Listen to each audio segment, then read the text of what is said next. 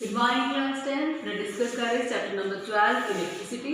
इसे आज डिस्कस करना है resistance in series and resistance in parallel. ठीक है ना, जो अपने को जिन्ने भी बड़े रेजिस्टर्स है अपने को प्रतिरोध है उन्होंने समांतर पथ लगाने या लड़ीबद्ध लगाने तो अपने को तुल प्रतिरोध कितना आता है मींस की रिजल्टेंट रेजिस्टेंस कितनी है। Let us discuss resistance in series. ठीक है, आप सीरीज लगाते हैं आपस। ठीक है ना, सीरीज का मतलब है लड़ीबद्ध लगाना।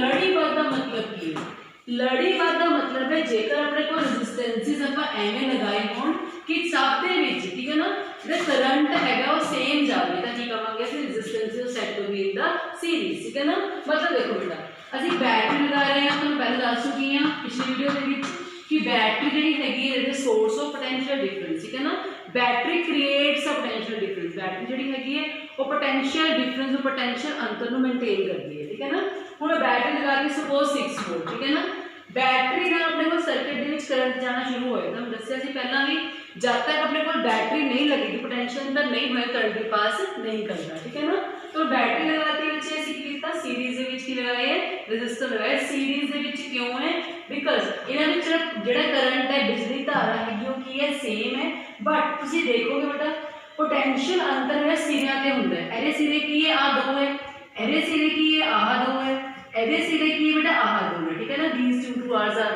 the ends of these resistors। ठीक है ना, इसका मतलब पोटेंशियल हमेशा एंड पे होता है। ठीक है ना, और एदा पोटेंशियल कितना होएगा V1 V2 V3। ठीक है ना, potential are V1 V2 V3 और करंट कितना बच्चे अपने को आई है। मैं 6 वोल्ट हम जस्ट दस्या थी कि बैटरी लगाने हैं तां पोटेंशियल क्रिएट होता है। 6 वोल्ट अज्यूम नहीं करना। ठीक है ना, सो बच्चे अब सीरीज दे विच तुल प्रतिरोध या रेजिस्टेंस कढनी है इन सीरीज किवें कढांगे। लेट अस सी बड़ा V is equal to IR। सबनों पता है V is equal to IR क्यों होंदा from the Ohm's law. Ohm के नियम अनुसार V is equal to IR होंदा। ठीक है ना, बड़ा जे V is equal to IR है फर्स्ट रेजिस्टर दे लिए। ठीक है ना, 4 हां जी 4 वाला बेटा हुन देखो ना I है बेटा उरे। ठीक है, I की है सब दे लिए सेम है बट V सब दे लिए सेम नहीं ना हैगा तो V के इक्वल है V1 V2 V3। जिन्नी ये बच्चे कल्ले कल्ले पोटेंशियल डिफरेंस होएगा नेचुरल गल है बैटरी इक्वल ही होएगा। टोटल पोटेंशियल कितना अपने को V और V है कितना V1 V2 V3 दे इक्वल है। एनु 1 मान लो बेटा, एनु मान लो 2। ठीक है ना, नाउ सी बच्चे पहली प्रतिरोध दे दी। ठीक है ना, V1 is equal to IR1। ठीक है, अकॉर्डिंग टू ओम्स लॉ या फिर मेरे को थर्ड इक्वेशन। ओके, दूसरे प्रतिरोध ले V2 is equal to IR2। ठीक है, इन्हें मान लो फोर्थ इक्वेशन। तीसरे ले V3 is equal to IR3। मैं जो IR3 क्यों किया I is same for all, I सब के लिए बराबर है। R1 R2 R3 मेरे को की है चेंज है। ठीक है ना, पर हम तीनों ऐड करो एडिंग 3 4 एंड 5। ठीक है ना, की बनेगा V1 plus V2 plus V3 is equal to I। तीनों I कॉमन है R1 plus R2 plus R3। फिर एक स्टेप आप और कर सकते थे कि IR1 plus IR2 plus IR3 में जस्ट कॉमन काट लिया पहला ही I1 कटता। ठीक है ना, बड़ा हुन की आएगा अपने को आ गया V1 plus V2 plus V3 is equal to I R1 plus R2 plus R3। ठीक है ना बच्चे, अपने को यही आएगा। बड़ा हुन देखो फ्रॉम द इक्वेशन सेकंड। ठीक है ना, सेकंड इक्वेशन तो की है V1 V2 V3 V दे इक्वल है। ठीक है ना, from second equation put the value of V then is equal to I R1 plus R2 plus R3। ठीक है ना, बड़ा हुन देखो फ्रॉम इक्वेशन 1 पहली इक्वेशन तो V इज इक्वल टू की है IR है तो IR is equal to I R1 plus R2 plus R3। Clear about this बेटा। हुन देखो I कैंसल्ड हो गया की रह गया R is equal to R1 plus R2 plus R3। बड़ा सीरीज लगाया तो लिख सकते हैं R series is equal to R1 plus R2 plus R3। Clear about this. बड़ी सुन की देखने को मिलता है कि जे आपां ठीक है ना किसी भी प्रतिरोधा इस तरह लगाइए कि सब जो सेम बिजली पास करते हुए सेम करंट पास करता होता की होएगा अपने को तुल प्रतिरोध जो है कि इक्वल होएगा R1 plus R2 plus R3।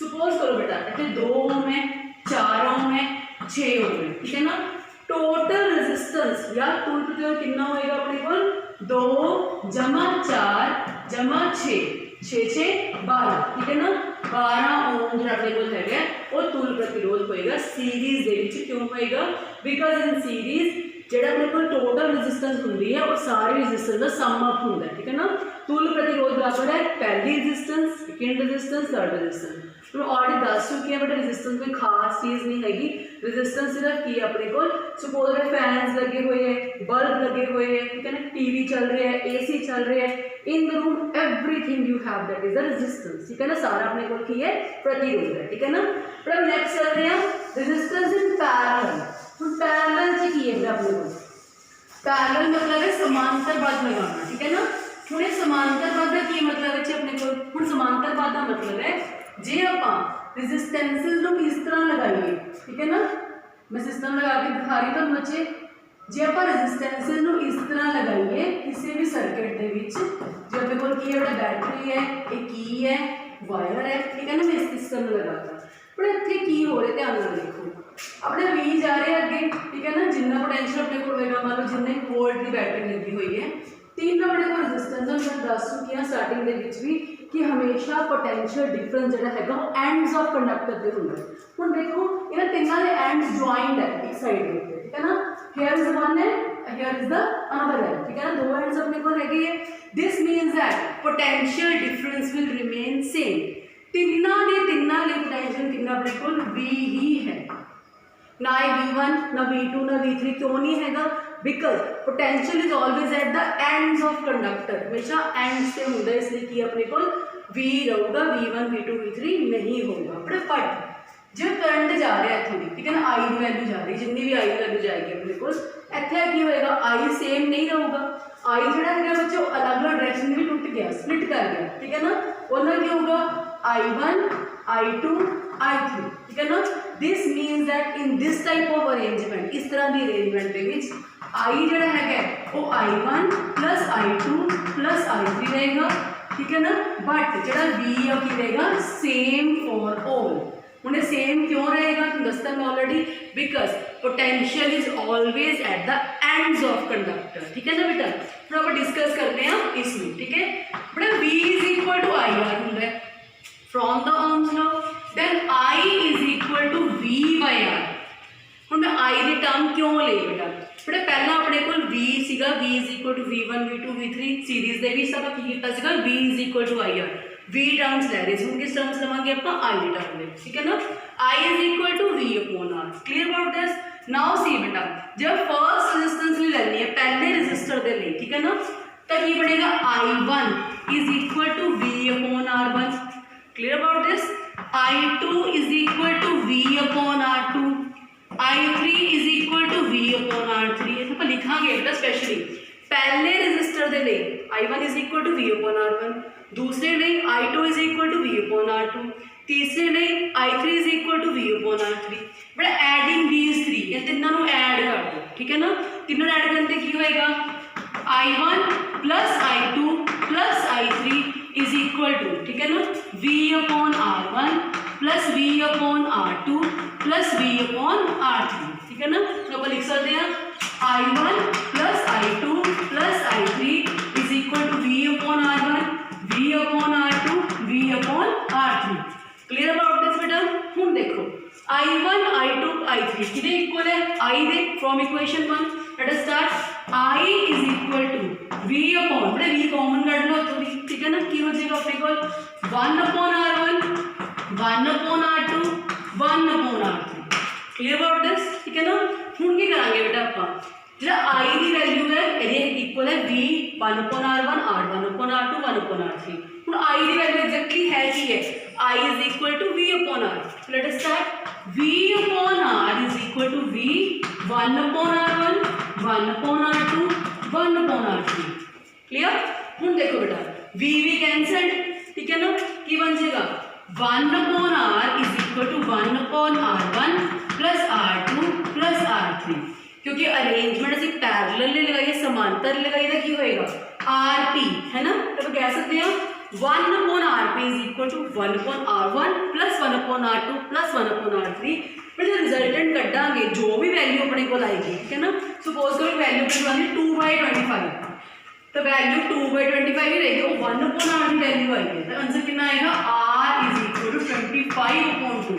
हमेशा अपन रेसिप्रोकल जरूर करना है। जनरली प्रॉब्लम कितने आती कि आप लास्ट रेसिप्रोकल नहीं करते, ठीक है ना, दैट्स वाई अपना आंसर गलत आ जाता है। उस आंसर को सही करने लिए अपना की करना है, स्पैशली इस चीज़ को सॉल्व करना है कि जब 1/r की वैल्यू कड्डी है तो naturally we have to go, ठीक है, किस चीज़ जाना है अपने r की वैल्यू कड्डने रेसिप्रोकल करना पड़ेगा, उल्टा करना पड़ेगा, ठीक है ना। क्लियर अबाउट दिस बेटा। बट आप डिस्कस करने इसके बाद क्वेश्चंस रिलेटेड दिस चैप्टर, ठीक है। I am going to the book to start this. हाँ जी बेटा, पर अपने को पेज नंबर पहले मेरे को इंग्लिश की बुक है जी, ठीक है, पेज नंबर है 213, ठीक है। फर्स्ट क्वेश्चन है अपने ड्रॉ स्कीमेटिक सर्किट डायग्राम। हम देखो बेटा, अब क्वेश्चन के नाम ना जाने हमेशा, ठीक है ना, क्वेश्चन की कहना जैसे की करना है, we have to go along the question, okay. Let's start. Draw a schematic diagram of a circuit consisting of a battery and 3 cells of 2 volt each, ठीक है ना, a 5 ohm resistor, 8 ohm resistor and 12 ohm resistor and a plug key all connected in a series। ਇਹਦਾ ਮਤਲਬ ਕੀ ਹੈ ਬੱਚੇ, ਆਪਾਂ ਇੱਕ diagram ਬਣਾਣੀ ਹੈ ਜਿਹਦੇ ਵਿੱਚ ਕੀ ਹੈ, ਆਪਣੇ ਕੋਲ ਇੱਕ ਬੈਟਰੀ ਲੱਗੀ ਹੋਈ ਹੈ ਜਿਹਦੇ ਵਿੱਚ 2 ਵੋਲਟ ਦੇ 3 ਸੈੱਲ ਹੈ, ਠੀਕ ਹੈ ਨਾ, 2 ਵੋਲਟ ਦੇ 3 ਸੈੱਲ ਦਾ ਮਤਲਬ ਹਰੇਕ 2 ਵੋਲਟ ਹੈ, 6 ਵੋਲਟ ਦੀ ਬੈਟਰੀ ਹੋਊਗੀ ਤੁਹਾਡੀ, ਠੀਕ ਹੈ ਨਾ। ਪਹਿਲੀ ਗੱਲ ਤੁਹਾਡੇ ਕੀ ਕਿਹਾ ਬੱਚੇ, and 5 ohm resistor, 8 ohm resistor, एक 5 ओम का रजिस्टर है, एक 8 ओम का रजिस्टर है, तो एक अपने को 12 ओम का रजिस्टर है। 5 ओम, 8 ओम, 12 ओम, 3 अपने को रजिस्टर लगे हुए हैं, ठीक है ना। उस तो बाद की है एंड अ प्लग की लगानी है अपने, ठीक है। उस तो बाद की करना है बच्चे, each connected in series. Series का मतलब की है कि तीनों जो सेम करंट पास करे, तो यही अरेंजमेंट होएगी जिस अपने करंट की सेम पास कर रहे हैं, ठीक है ना, I1 I2 ਤੇ I3 पास कर रहे हैं। क्लियर अबाउट दिस बेटा। तो अपने को सिंपल सर्किट बनाना है इस तरह का, अगर आप I दिखाना है, I का मतलब यह है कि सेम करंट पास कर रहे हैं, but V1 V2 V3 potential की अपने को अलग अलग है। पोटेंशियल दिखाने के लिए असं सर्किट के एंड के उत्ते कनैक्टेड लगाने, कनैक्शन लगाने का मतलब है कि अलग अलग पोटेंशियल हरेक दे उत्ते, ठीक है ना। पर नैक्सट क्वेश्चन के नाल लिंक्ड क्वेश्चन है, कहते रीड्रॉ द सर्किट, दोबारा सर्किट में ड्रॉ करो, ठीक है ना। Putting in ammeter to measure the current, है ना। एमीटर कितने लगाने बेटा, मेन चीज़ आप एमीटर कितने लगाना है, एमीटर में बैटरी नाल लगाना है बेटा, आप सीरीज के विच लगाना है, ठीक है ना। जेडी साइड अपने को negative, suppose battery negative side है, एमीटर नैगेटिव साइड इस वाल होनी है, ठीक है ना। हमेशा आप इदा लगाना है, सीरीज के विच लगाना है, ठीक है ना। Ammeter should always be connected in the series, ठीक है ना। हम आप सीरीज लगाता बेटा। हूँ कहते बच्चे, कहते जी पोटेंशियल वोल्ट मीटर लगाना है, ठीक है ना, कितने लगाना है, 12 ओम रजिस्टेंस के नाल लगाना है, इत्थे लगाना है वोल्ट मीटर, ठीक है ना। तो असं वैल्यू कैलकुलेट करनी है किस दी बेटा, रजिस्टेंस की, इत्थे कितनी रजिस्टेंस है अपने को, ठीक है। हूँ सब तो पहले बच्चे मेन गल की है, फर्स्ट ऑफ ऑल जो आप पहला रजिस्टेंस का की करेंगे सीरीज से कटांगे तो आप आई कट पावे।